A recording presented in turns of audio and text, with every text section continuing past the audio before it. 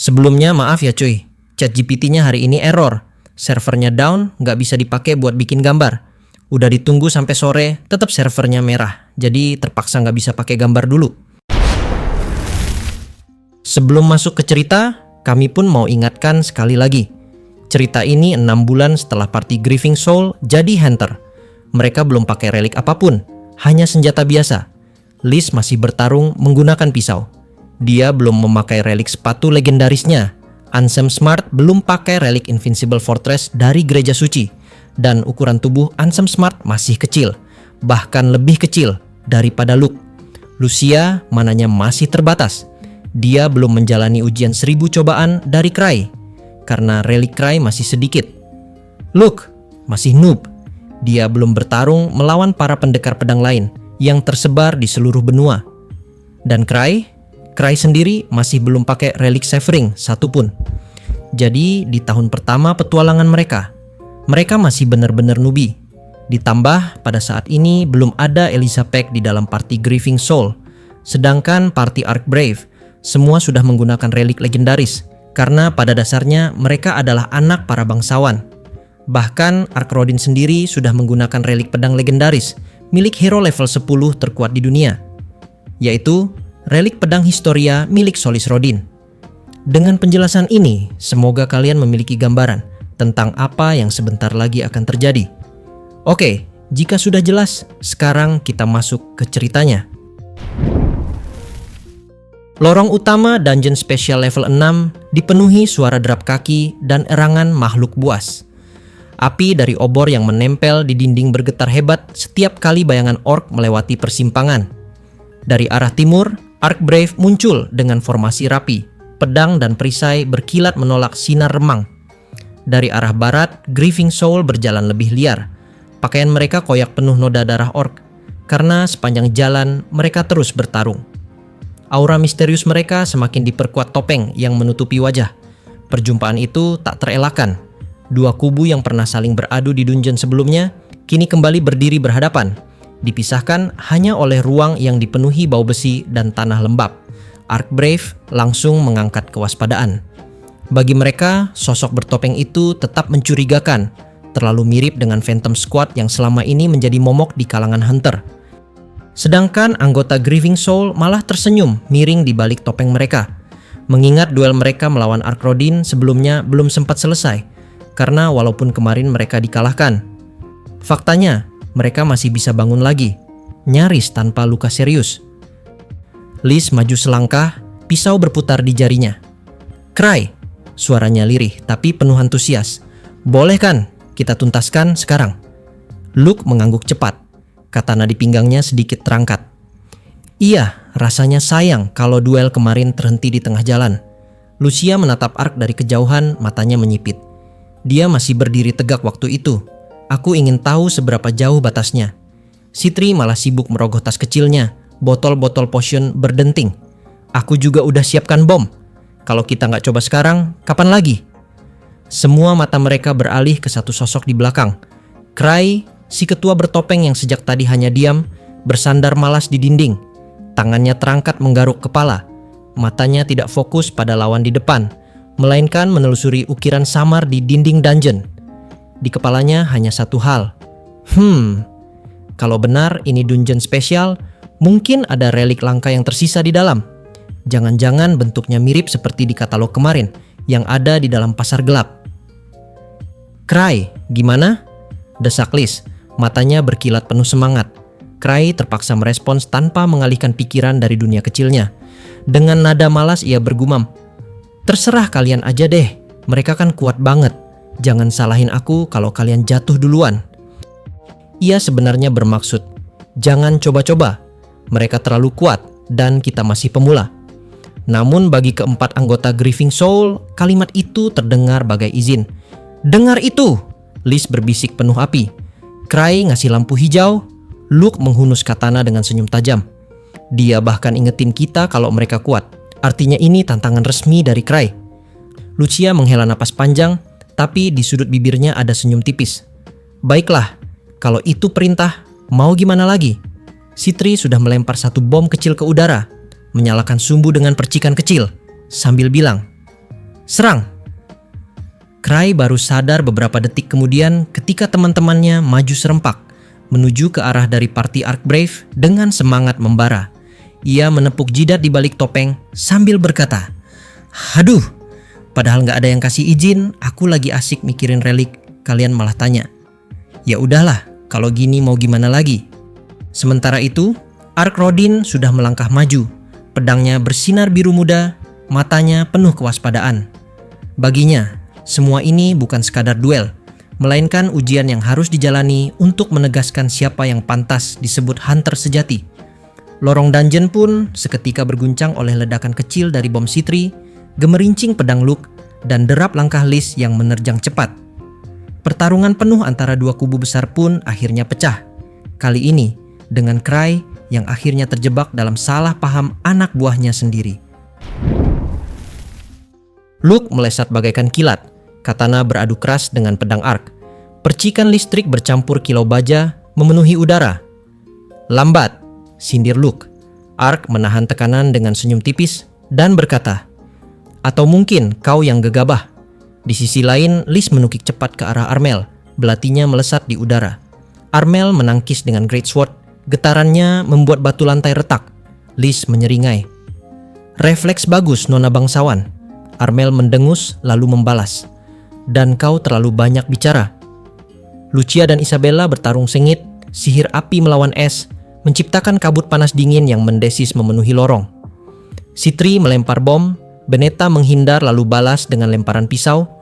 Keduanya saling mengecoh di tengah bayangan dan kilau api. Di garis depan, Ansem dengan perisai besar menahan tekanan Armelle. Sementara di sisi lain, Cry hanya berdiri mengamati. Langkahnya sesekali salah tempat, tapi justru membuat rekan-rekannya mendapat celah. Lorong itu berubah jadi medan perang penuh ledakan, kilatan baja, dan sorak keras. Di momen itulah, tiba-tiba getaran hebat mengguncang dungeon.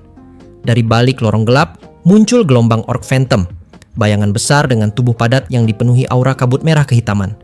Mereka meraung, suara bergema hingga membuat telinga sakit. Dan dari kegelapan terakhir, langkah berat terdengar. Bos Orc Phantom muncul, membawa kapak raksasa, tubuh penuh bekas luka yang terus menguapkan kabut hitam pekat. Satu ayunannya saja menghancurkan dinding batu. Ark menahan nafas. Ini bukan Orc biasa. Pertarungan dua party seketika kacau. Luke dan Ark masih beradu, namun Orc Phantom ikut menyerbu di sela-sela duel. Liz terpaksa menebas makhluk yang mengincarnya, sementara Lucia dan Isabella mengalihkan sihir untuk menahan banjir orc. Sitri meledakkan bom besar di tengah kerumunan, tapi Orc Phantom tetap merangsek maju dengan tubuh terbakar. Ansem menahan kapak bos orc, tubuhnya bergetar namun tetap berdiri. Di sisi lain medan tempur, Isabella berdiri terengah, keringat bercucuran, mantranya tersendat. Sihir api terakhir yang ia lepaskan hanya menghasilkan percikan kecil yang langsung ditelan kabut Orc Phantom. "Tidak, manaku habis," bisiknya lirih, sebelum sebuah hantaman dari orc membuatnya terlempar ke dinding batu. Beneta berusaha menutupi celah dengan lemparan pisau, tapi jumlah Orc Phantom terlalu banyak. Salah satu dari mereka menepis pisaunya dengan mudah, lalu mendorongnya hingga terjepit di sudut lorong. Ia berteriak, "Ark, sedikit bantuan!" sebelum tubuhnya terpukul keras oleh cakar hitam yang menembus perisai tipisnya. Armel mengayunkan Great Sword dengan kekuatan penuh, membelah dua Orc Phantom dalam sekali tebas. Namun dua makhluk lagi langsung menubruk dari sisi kiri dan kanan. Pedangnya tersangkut di tubuh salah satu orc, membuatnya tak sempat menghindar. "Sial!" Ia terhimpit, bahunya dihantam, darah muncrat dari luka terbuka. Ansem berusaha menahan garis depan dengan perisai besar, tapi tekanan bos Orc Phantom terlalu mengerikan. Kapak raksasa menghantam perisai, retakan menjalar dari tengah ke pinggir. Kaki Ansem terbenam ke lantai batu. Lututnya bergetar hebat. Umu, umu, umu. Dan akhirnya ia terpental. Perisainya yang hanya dibeli dari toko senjata biasa, kini hancur menjadi serpihan besi, dan tubuhnya menabrak tembok. Tapi Ansem masih berdiri dengan kokoh, walau hanya tersisa tangan kosong. Sementara itu, Ark Rodin berjuang mati-matian. Ia menahan serangan beruntun sambil mencoba melindungi semua rekannya, tapi tubuhnya sudah penuh luka sayatan. Setiap kali ia menangkis, orc phantom lain langsung menyerang dari arah berbeda. "Bangkitlah, jangan jatuh di sini!" Ark berteriak, suaranya parau, namun tatapan rekannya sudah kabur. Sebaliknya, Grieving Soul justru makin terlihat solid. Cry melangkah salah arah, tapi justru membuat bos orc phantom mengayunkan kapaknya ke ruang kosong, menciptakan celah sempurna bagi Luke. Luke menebas sisi terbuka leher bos dengan katana. Kilau peraknya menyalip kabut. Liz menukik dari bayangan. Pisau menancap tepat di sendi orc yang menyerang, membuatnya roboh. Sitri melempar bom dengan timing presisi. Ledakannya menghentikan barisan orc phantom yang mencoba mengepung. Ansem kembali maju, menahan garis depan tanpa ragu, dengan kedua tangannya dan juga dengan tubuhnya untuk menahan semua hantaman dari orc boss. Lucia mengangkat kedua tangannya, lingkaran sihir raksasa muncul, dan dia pun kini kembali menyerang. Sayangnya nggak diceritain di dalam WN, gimana proses akhir pertarungan mereka melawan bos dan pasukan orc. Tapi yang jelas, setelah proses serangan kombinasi terakhir dari party Grieving Soul tadi, maka menurut deskripsi dan juga teks yang ada, katanya semua Phantom Red Orc ini rata jadi serpihan es kecil setelah dibekukan oleh Lucia lalu dihancurkan oleh semua teman-temannya. Pokoknya gitu cuy. Ceritanya kepotong langsung pindah ke POV dari Ark Rodin. Tapi intinya mereka di sini sudah menang. Di momen berikutnya, Ark Rodin pun langsung berkata, perbedaan koordinasi begitu jelas. Ark Brave berjuang sebagai individu yang tercerai-berai, sementara Grieving Soul bergerak laksana satu tubuh, satu nafas, satu ritme. Kehancuran Ark Brave pun tak terelakkan. Isabella pingsan di sudut lorong, Beneta tak lagi bergerak, Armel tertelungkup di lantai dengan pedang patah. Hanya Ark Rodin yang masih berdiri. Nafasnya tersengal, darah menetes, membasahi pedang biru yang masih ia genggam erat. Dan di sanalah ia menyadari sesuatu. Ketua bertopeng itu nyaris tidak bergerak sepanjang pertarungan. Dari awal hingga akhir, ia hanya berdiri di belakang dengan sikap malas. Bahkan sempat terlihat menggaruk kepala atau bersandar pada dinding seolah tidak peduli. Hampir tak pernah ia menyerang langsung. Namun, Ark baru benar-benar memikirkannya sekarang. Setiap kali Cry membuka mulut, anggota Grieving Soul langsung bergerak tepat sesuai momen yang dibutuhkan. Saat ia berteriak singkat, "Mundur!" Liz tiba-tiba selamat dari tebasan mematikan. Saat ia bersuara santai, "Sekarang!" Luke justru melancarkan tebasan yang membuka celah bagi serangan berikutnya. Bahkan teriakannya yang terdengar seperti keluhan acak, entah bagaimana selalu mengarah ke keputusan paling efisien. Ark menatap dengan napas berat. Orang ini, dia bahkan tidak ikut bertarung. Tapi cara dia membaca medan, cara dia menggerakkan timnya, sangat di luar nalar. Meski tubuhnya hancur, Ark tidak bisa menahan rasa kagum yang perlahan muncul. Mungkinkah dia jenius, komandan sejati yang lahir untuk medan perang? Ark tak tahu siapa orang di balik topeng dan juga di balik jubah serba hitam itu. Tapi di balik rasa pahit karena kalah, hatinya mengakui, sosok misterius itu bukan hanya pemimpin dari kelompok misterius ini. Dia mungkin tipe orang yang bisa mengubah jalannya peperangan. Scene pun kembali berpindah kepada sudut pandang dari party Grieving Souls. Seperti biasanya, begitu bos Orc Phantom tumbang, Grieving Soul tidak membuang waktu untuk berlama-lama. Liz dan Sitri sudah lebih dulu membawa bukti berupa kepala orc, bergegas keluar dari dungeon agar bisa segera mengklaim hadiah di guild. Ansem dan Lucia ikut serta, karena tubuh mereka sudah penuh luka dan mana hampir terkuras habis. Namun kali ini ada satu perbedaan kecil. Cry tidak ikut bersama mereka. Ia hanya berdiri di tengah lorong yang berbau darah dan kabut sisa pertempuran, lalu melambaikan tangan dengan santai. Pergi duluan aja, semua monster di dungeon ini sudah bersih. Nggak ada yang perlu kalian khawatirkan. Anak buahnya saling pandang. Liz sempat ingin membantah, tapi aura yakin dari Cry membuatnya menahan diri. Pada akhirnya, mereka menuruti perintah sang ketua, meninggalkan Cry sendirian di kedalaman dungeon. Bagi orang lain, berjalan sendirian di dungeon level 6 adalah bunuh diri. Tapi bagi Cry, instingnya sebagai pemburu harta karun justru bergetar kuat. Biasanya, di ujung dungeon spesial selalu ada satu ruangan rahasia. Kalau beruntung, mungkin reliknya masih tersimpan. Jangan-jangan bentuknya mirip seperti di katalog kemarin. Dengan langkah santai, ia mulai menelusuri lorong yang semakin sempit dan gelap. Suara air menetes dari stalaktit menemani keheningan. Tidak ada lagi orc, tidak ada lagi pertempuran. Hanya Cry dan pikirannya tentang relik yang mungkin menunggu di ujung jalan. Setelah selesai mengumpulkan relik dari bagian terdalam dungeon, Cry pun memutuskan untuk pulang. Sebuah karung besar penuh puluhan relik langka tergantung di punggungnya, bergemerincing setiap kali ia melangkah. Biasanya, topeng hitam legam tanpa lubang mata yang menutupi wajahnya menjadi penghalang utama. Anggota Grieving Soul lain memang bisa bergerak hanya dengan mengandalkan insting, tapi Cry tidak. Ia bergantung pada relik Night Owl, yang memungkinkan dirinya melihat dengan jelas meski wajahnya tertutup rapat. Sayangnya, setelah pertarungan sengit melawan bos Orc Phantom, mana dari relik itu habis total. Tidak ada pilihan lain, Cry harus melepas topengnya jika ingin bisa berjalan tanpa tersandung atau menabrak dinding. Yah, kalau dipaksain, nanti aku jatuh konyol di jalan keluar. Gumamnya malas sambil menurunkan topeng dan mengibaskan rambut yang basah keringat. Ia melangkah santai keluar lewat pintu belakang dungeon. Namun begitu sampai di mulut gua, langkahnya terhenti. Di sana, Arkrodin tengah sibuk menurunkan satu persatu tubuh rekannya yang pingsan, berusaha menggendong mereka keluar sendirian.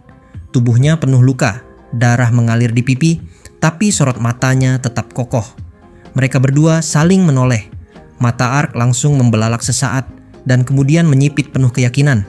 Wajah Cry yang tanpa topeng tidak bisa disembunyikan. Bagi orang lain mungkin ia hanya terlihat seperti hunter biasa, tapi Ark tahu. Dari postur tubuh, nada bicara, sampai aura yang menekan sejak pertarungan tadi, semuanya terlalu jelas. Dialah ketua dari kelompok bertopeng tadi. Siapa sangka dia adalah ketua dari party Grieving Souls.